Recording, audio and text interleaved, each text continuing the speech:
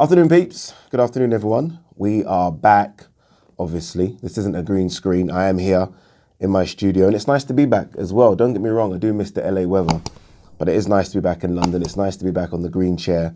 I landed at Heathrow about 3 hours ago, and I thought, you know what, let's just drop the bag, let's get in the car, let's come to the studio, and let's do a couple of vids, because I've missed being in the studio. I did try and do vids out in LA, but it was just difficult. I couldn't quite get into it. So I thought, you know what, we're going to get to the studio and do a couple of videos. We are. LA was incredible, peeps. Incredible. It felt like I was there for a lot longer than a week. Like, we did a lot in a week. It was everything I expected and more.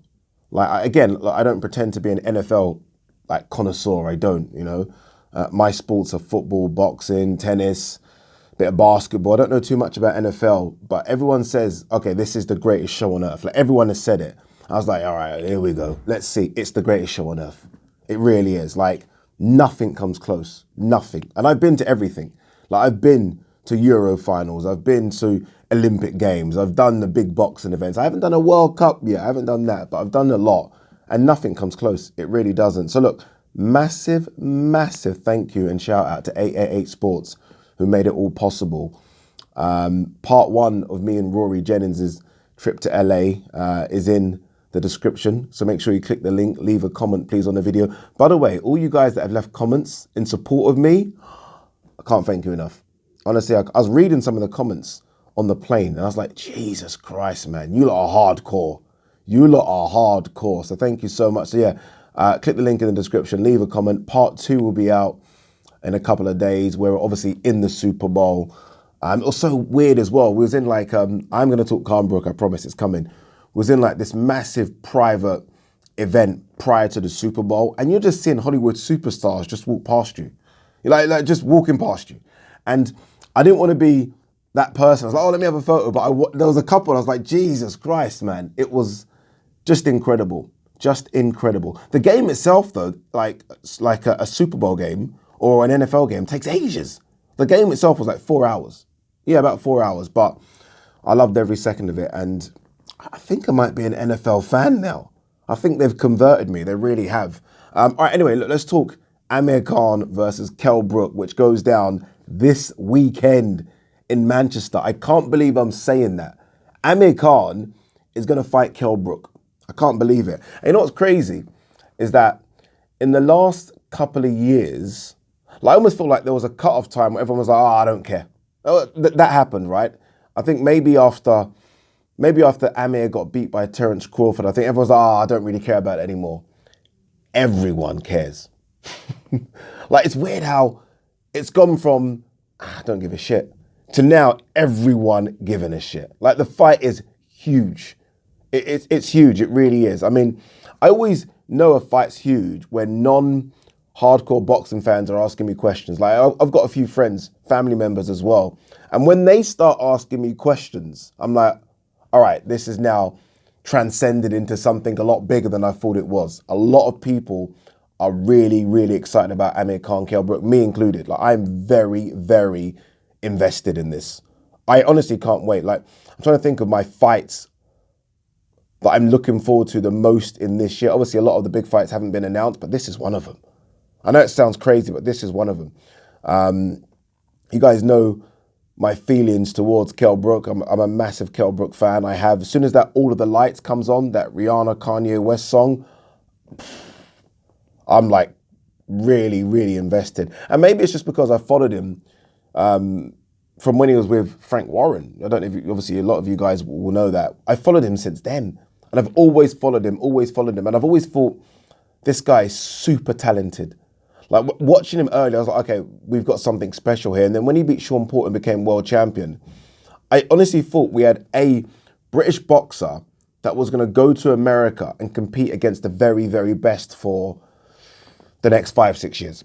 Honestly, I thought that. I thought, okay, we're going to see him against Keith Thurman. At the time, that was the kind of names around. Danny Garcia, he might be in the mix for a Manny Pacquiao, Floyd.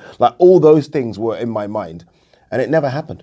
It never happened. But it doesn't mean you stop being a fan of him. It is what it is. It just never happened.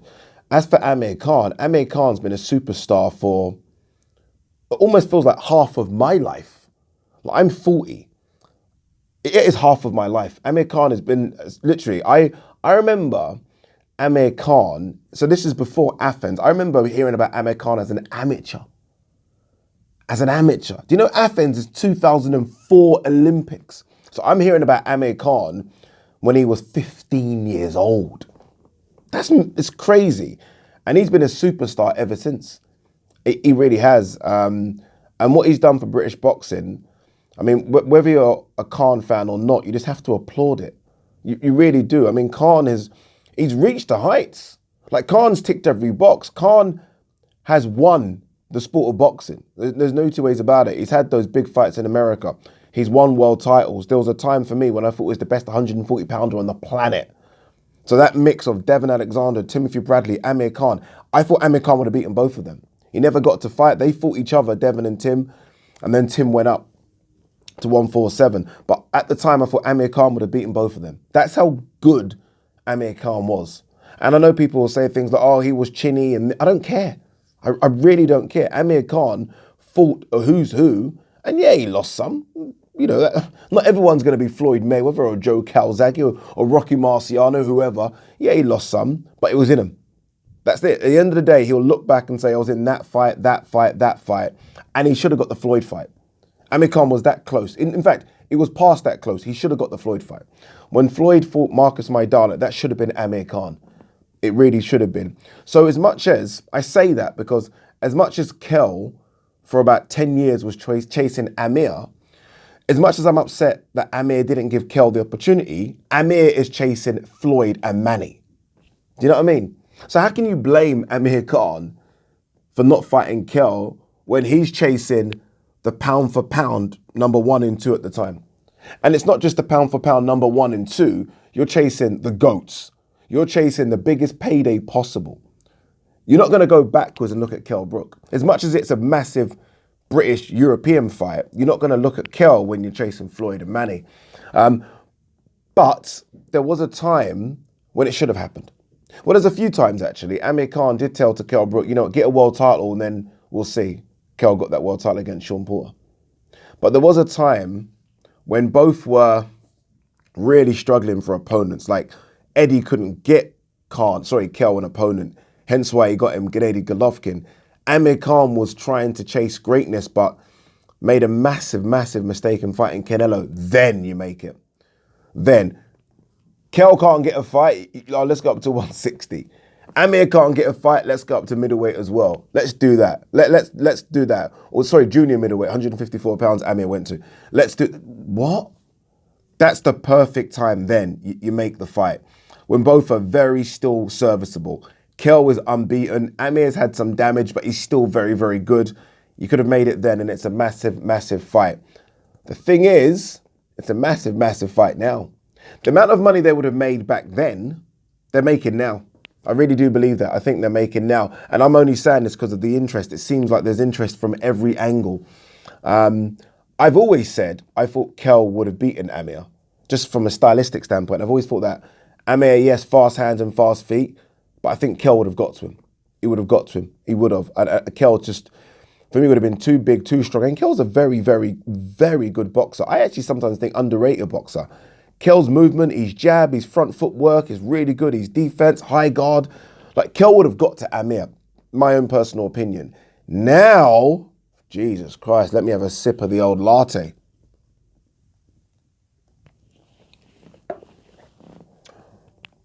Now I'm not sure. Now I really am not sure. I'm going to try and remove my love for Kell Brook out of this and say, Kell don't live the life. Kell don't live the life. Kell will live the life in a 12-week, 13-week fight camp. 13-week fight camp, Kell is going to be incredible. And he's going to look incredible. Like, physically, on the scales, Kell's going to look incredible. But he's going to be a Ferrari no engine for me. And then, you know, I've used that phrase for a few fighters. I've said it about David Haye.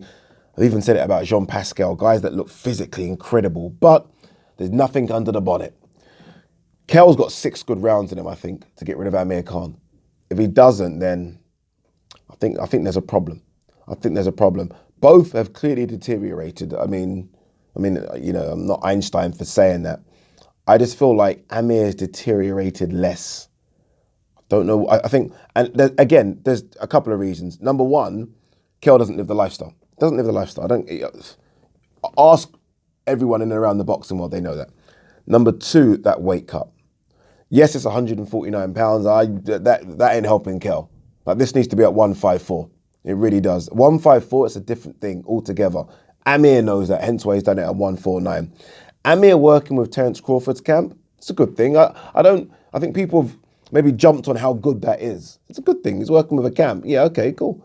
But that's another trainer you've got to try and learn from in different styles. And Amir Khan will revert to type. And reverting to type for Amir Khan is when he gets hit, Amir Khan just has a go. Go and watch every Amir Khan fight.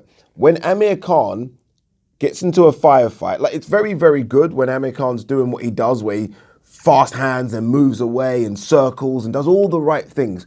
Soon as someone lands on him, Amir Khan literally says, "Oh, fuck it, let's have a tear up." It's his one Achilles heel. So yes, he's got a new trainer, but how much is he learning from that new trainer? I think mentally it's good to be in a camp with Terence Crawford. You're mentally in the camp with arguably the second best fighter on the planet. So mentally it's a good thing, but in terms of learning new things, I'm not quite sure. Kell's with Dominic Ingle, someone that he's been with. Yes, he's had a little time out away from him, but someone that he's been with since he was 9. So that relationship's already there. That relationship's built. Gun to the head, if I have to pick a winner, like, honestly, if I have to, I think Amir Khan wins this, I think Amir Khan, it's almost unfair to say this, but I think Amir Khan could stop Kell. And that's crazy. But I think that's just the nature of when the fight's happening and why it's happening now. Again, 3 years ago, Kell. 5 years ago, Kell. 10 years ago, Kell. Now, Amir. I think Amir Khan's just the fresher of the two. I think the weight cut's a big, big problem. A big, big problem for Kell Brook.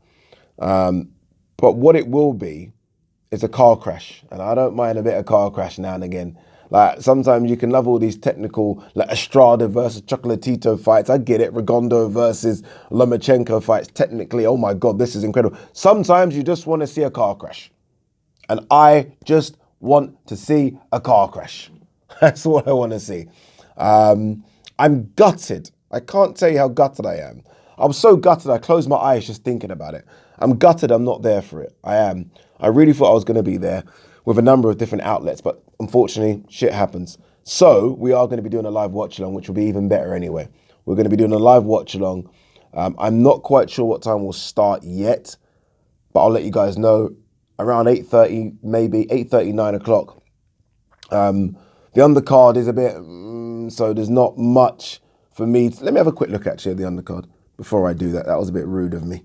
I don't think there's much. I mean, Tasha Jonas was supposed to be fighting for a world title. She still is, but it's different opponents. It's just isn't the best. It's crazy. Look at Amir's record. Don't get me wrong, 39 fights is a lot. 39 fights, though, in what, a 17-year career. Longer than that. Or am I talking 17 years? Wait. Longer than that. 17, 18-year career. It's not that much, is it? When you think of someone I know it's a bit different here, but Jaime Munguia, 25, 38 fights already. 38 fights already. Crazy. All right, what we got? I got Tasha Jonas now facing a girl called Chris Namus. Never heard of her. Charlie Schofield versus Jermaine Brown. Decent, I'll scrap that. That's actually a good fight. Super middleweight title, English. Vidal Riley's fighting. He's fighting Wilberforce Shipo. I remember him because I've commentated on his fights in South Africa. Crazy. The Azim brothers. Okay. They're fighting. Very talented. Fraser Clark. All right, well, you know what? Bradley Reed, Craig McCarthy. 8 o'clock. 8 o'clock we're doing it. Guys, we're going to do way more videos in the lead up to this, by the way. That was just a little teaser of what's coming, but loads more to come. It is good to be back. Thank you for following me, watching. Hit that subscribe button. We're on our way to 30,000 and we are getting there before March 25th. We're getting there before March. We have to. There's no choice. We have to. Peace.